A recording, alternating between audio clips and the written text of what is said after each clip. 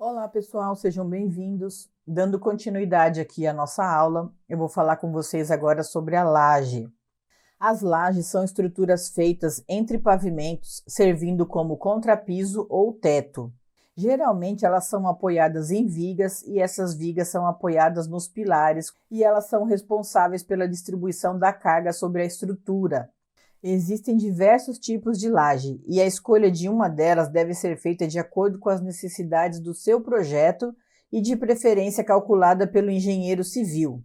Esses aqui são alguns modelos que eu peguei na internet, mas aqui como a gente está falando de construções de residências, a gente vai se atentar aqui mais para os dois modelos mais utilizados dessa foto, que é a pré-moldada de lajota e a pré-moldada de EPS. Então, essa daqui é uma laje pré-moldada de lajota, é uma das mais conhecidas e mais tradicionais aí na construção.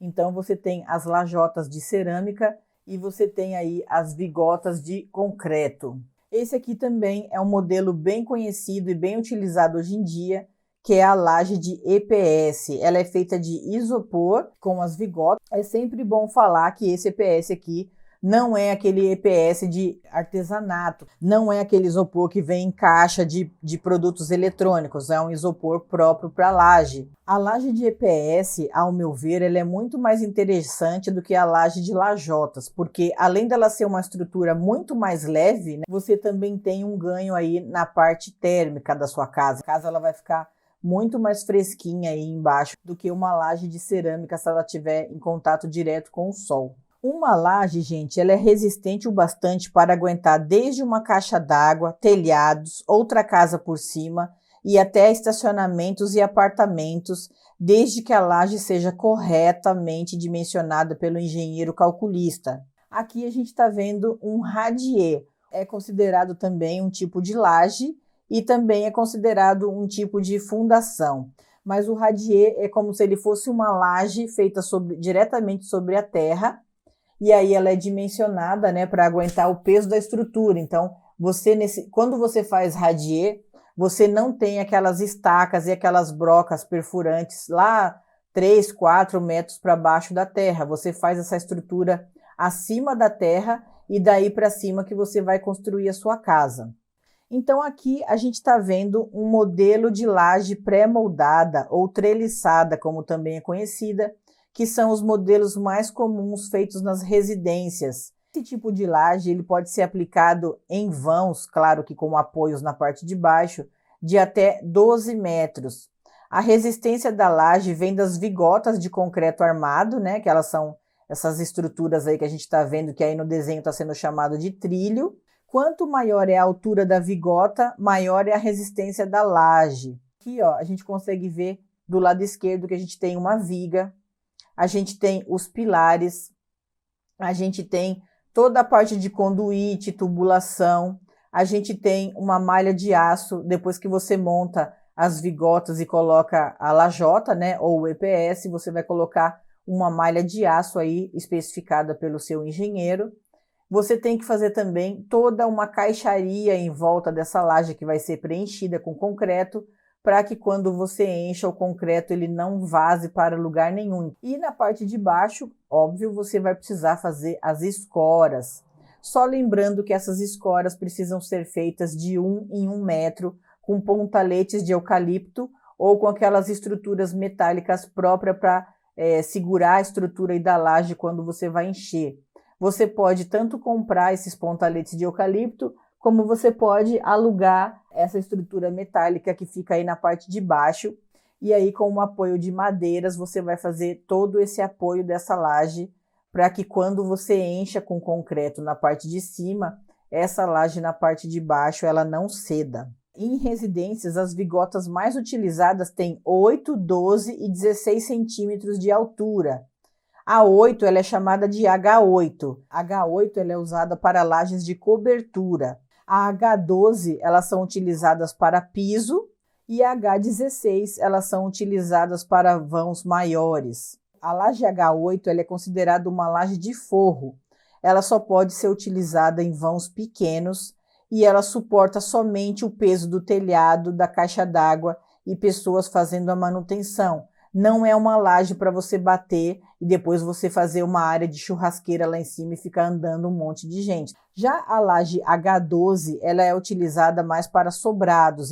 E vamos supor que você quer construir em cima dessa laje. Então você vai fazer uma laje ou H12 ou uma H16, no mínimo uma H12, porque você vai colocar peso e mais estrutura sobre essa laje.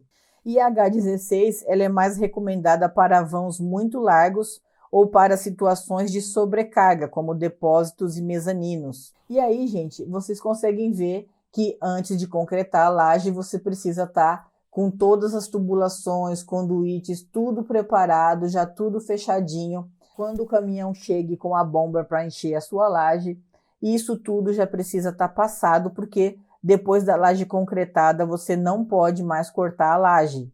Se você está construindo sozinho a sua casa, que é o que a maioria das pessoas faz, não se preocupe, tem empresas de concreto especializadas em prestar assessoria para quem vai fazer o preenchimento dessa laje e eles não cobram absolutamente nada a mais por isso. Então, por exemplo, você quer fazer aí a estrutura da sua laje, você pode chamar uma empresa que tenha um técnico e aí o técnico vai na sua obra e você pode tirar essas dúvidas com ele. Ele vai perguntar se você quer fazer uma laje de estrutura cerâmica ou de EPS. E aí ele vai fazer o cálculo da sua obra de acordo com a sua estrutura. Se tiver faltando alguma coisa na sua obra, algum tipo de reforço, algum tipo de coluna, qualquer tipo de coisa, esse técnico ele vai te falar, olha, precisa reforçar aqui, você precisa ter uma coluna aqui para aguentar o peso dessa laje depois que ela estiver pronta. E aí, esse técnico ele vai te sugerir também qual que é a altura dessa vigota que você tem que usar. É uma laje de cobertura? Então pode ser uma H8. É um sobrado que você vai fazer? Então ele vai te recomendar no mínimo uma H12. Eles dão toda essa assessoria para você, toda essa orientação de como que a sua laje precisa estar para receber o concreto no dia. Depois que essa estrutura estiver pronta, ele volta lá 3, 4 dias antes do dia de encher a laje, para ver se realmente a estrutura está feita, se está tudo fechadinho, direitinho. Se tiver alguma coisa para corrigir, ele ainda vai falar para você corrigir, ele vai marcar o dia da sua concretagem. Outra coisa importante também que você precisa saber é o traço do cimento. O cimento, existem vários traços para o cimento, então você pode também tirar dúvida aí com o técnico na obra para saber qual é o traço do cimento que você vai comprar. E aí, depois que você marcou o dia, já está tudo certinho, a máquina vai lá. E aí, se você contratou a bomba, eles vão ligar a bomba no caminhão e você já vai despejar esse cimento aí, esse concreto sobre a sua laje bem rapidamente. Se você não contratar a bomba, o que eu não recomendo, aí o seu pedreiro, né, o pessoal da obra vai ter que carregar aí esse cimento com carrinho de mão, lata, vai ser muito mais trabalhoso, vai demorar muito mais. Então, eu sempre recomendo que quando você for encher uma laje, contrate a bomba, porque enche de maneira muito rápida. Eles já deixam a sua laje toda lisinha, prontinha. Ela leva em média 7 dias para secar. Durante esse período, você precisa molhar a laje no mínimo 2 vezes por dia, para que ela não tenha fissuras durante o processo de secagem. A laje ela precisa ficar escorada por baixo por pelo menos 28 dias. É importante que você consulte também aquele seu engenheiro que está te prestando aí assessoria. Se você precisar tirar isso antes, quais que você pode tirar, tá bom? Aí você já concretou a sua laje, você já esperou 28 dias. Um dos maiores pesadelos de quem constrói casa é a laje vazando. Tá toda direitinha, foi feita toda direitinha, mas, gente, quando você não põe um produto nessa laje, é bem provável que a sua laje vai começar a vazar e dar infiltrações. Esse é um dos problemas mais comuns das residências. E aí ela começa aos pouquinhos, devagarzinho, e aí ela vai ficando assim com esse mofo, né? Porque molha o bloco e aí vai descendo essa umidade. E aí o que vocês podem fazer para vocês não terem esse tipo de problema? Antigamente, né, era muito utilizado essas mantas asfálticas, né? Você contratava uma empresa para fazer esse processo aí de manta asfáltica. Se você já deu uma pesquisada sobre esse assunto, você vai descobrir que muitas vezes esse processo aí de manta asfáltica, ele é um processo bem caro E se ele não for bem executado, não é garantia de que a sua laje não vai vazar. Então aqui a gente está vendo um exemplo do que você tem que fazer quando você coloca essa manta asfáltica. Então você tem aqui a laje, aí você vai colocar a manta ou a membrana asfáltica, depois você tem que fazer um contrapiso sobre ela, porque você não pode deixar ela exposta.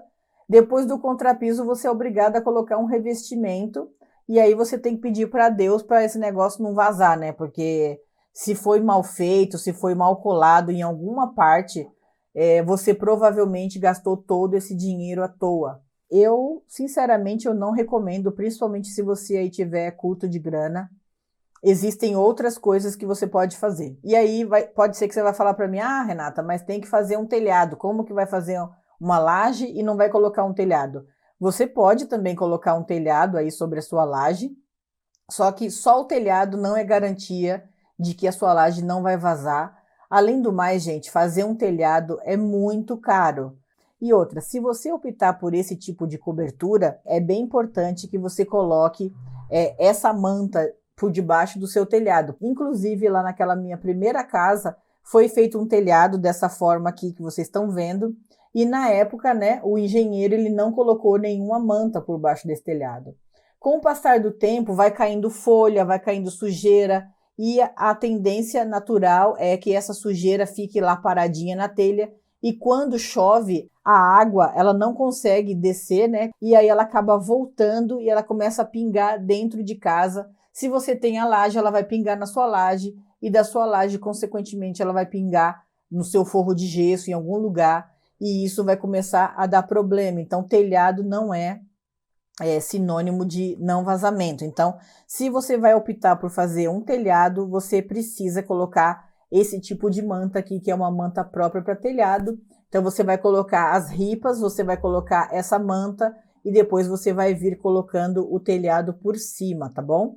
Mas hoje em dia não é necessário. Hoje em dia a gente tem materiais e tecnologias aí disponíveis para você não precisar cobrir a sua casa com telhado. Como que você pode impermeabilizar a sua laje? Você pode colocar, proporcionalmente aí ao tamanho da sua laje, alguns baldes para bater junto com a bitoneira. Quando você mistura esse produto na sua laje, no seu concreto, ele vai impermeabilizar, ele vai se juntar aí com esse cimento, com essa areia, com as pedras, com tudo, e ele vai impermeabilizar a sua laje. Um outro produto também que está no mercado, também serve para isso, é esse SOS Concreto. Ele também faz esse trabalho de impermeabilização. Esse produto, apesar dele ser pequeno, ele rende bastante. Você vai usar uma tampinha para cada 5 kg de cimento. E ele também vai impermeabilizar o seu concreto. Ah, mas vamos supor que você já bateu a sua laje e você não conhecia nada disso. Agora que você está sabendo que existem esses produtos, e você já está com a sua laje batida e a sua laje já está pingando, já está vazando. Ele é um produto para ser usado depois que você já tem a laje. Você vai limpar toda a sua laje, de preferência com uma vassoura, tira toda a poeira e toda a partícula.